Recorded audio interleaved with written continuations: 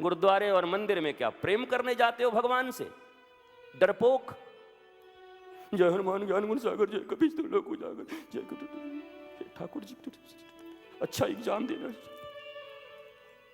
वो पता नहीं कितनी कितनी प्रकार से प्रणाम भी करते हैं, ऐसे ऐसे ऐसे ऐसे। अब ये कौन सा प्रणाम है? मस्ती से जाओ मंदिर में, हाँ हनुमान जी राम राम। भैया हनुमान जी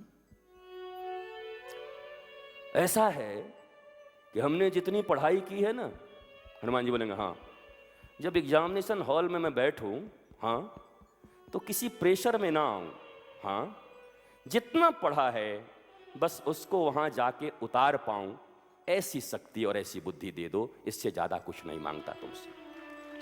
भिखारियों की तरफ पढ़े नहीं और मांगते हो 80% नंबर, पढ़ाई हुई नहीं। हे हनुमान जी ये वाला सेमेस्टर आप निकाल दीजिए, नेक्स्ट मैं निकाल लूंगा। ले, ये वाला हनुमान जी सेमेस्टर पढ़ेंगे, उनको राम नाम करने से फुर्सत नहीं, वहां के जियोलॉजी और बायोलॉजी पढ़ेंगे। वो हरे राम करते रहते बेचारे खुद ही, उनको फुर्सत कहां है?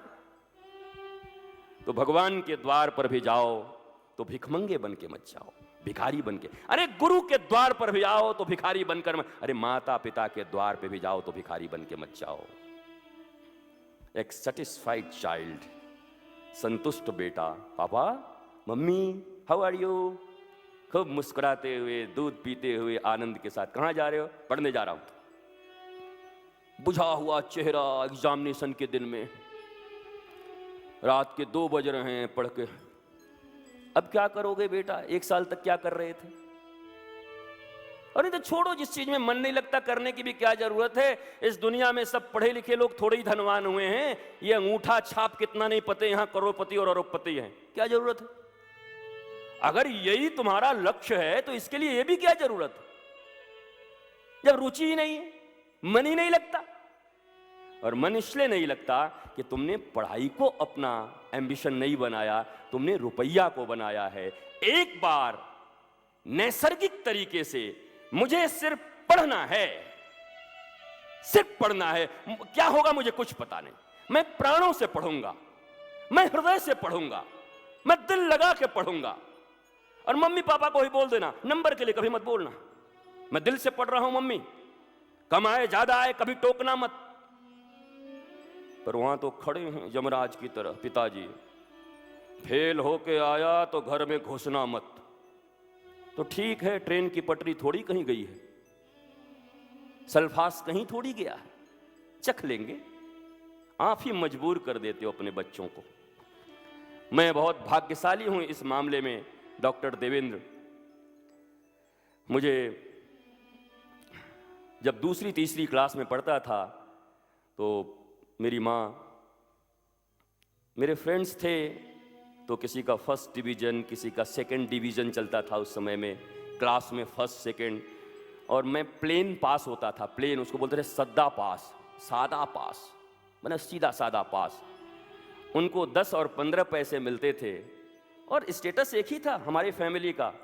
मेरे पिताजी टीचर इंटर कॉलेज में, मेरी मदर भी टीचर, तो कोई बहुत बड़ी फैमिली, कोई बहुत ठीक लेकिन मध्यम वर्गीय, अच्छा खासा सुंदर, खेत बहुत था दादाजी का, तो ठीक ठाक बढ़िया चलता था, सब अच्छा था। तो मेरी माँ मुझे 70 से 80 पैसे देती और जो फर्स्ट डिवीज़न पास होते उनके यहाँ 10 और 15 पैसे मिलते, और मैं कहता है देख ले मौज करता हूँ मैं तो। और आज मैं उस माँ को प्रणाम करना चाहता हूँ जिसने मुझे कंपटीशन से अलग हटा दिया और मुझे आनंद ही आनंद दे दिया मेरे जीवन में। वो 70 पैसे काम कर गए मेरी माँ के। कहीं उसने कह दिया होता, आया है मुंह बना के गधे के जैसा, बगल वाला फर्स्ट डिवीजन हो गया और तू इतना नंबर लाया है। वो कहती अच्छे से पढ़ना बस ना, पढ़ना बेटा अच्छे से, जा खेल मौज कर। उस माँ की करुणा और कृपा मेरे भीतर आज है, जो इन प्रतियोगिताओं से मुक्त होकर, वरना हमारे भी क्षेत्र में प्रतियोगिता की कमी है क्या? कमी है? अरे कम से कम 10,000 बाबा हैं भारतवर्ष में, कौन कितने प्रॉपर्टी का मालिक है, मुझे भी तो कंपटीशन करना चाहिए। आजकल उनका क्या चल रहा है? अच्छा, अपने को रामदेव से ऊपर जाना है, कोई मतलब नहीं। कहां हो आप एक हैप्पी लाइफ जी रहे हो बिना किसी प्रतियोगिता के।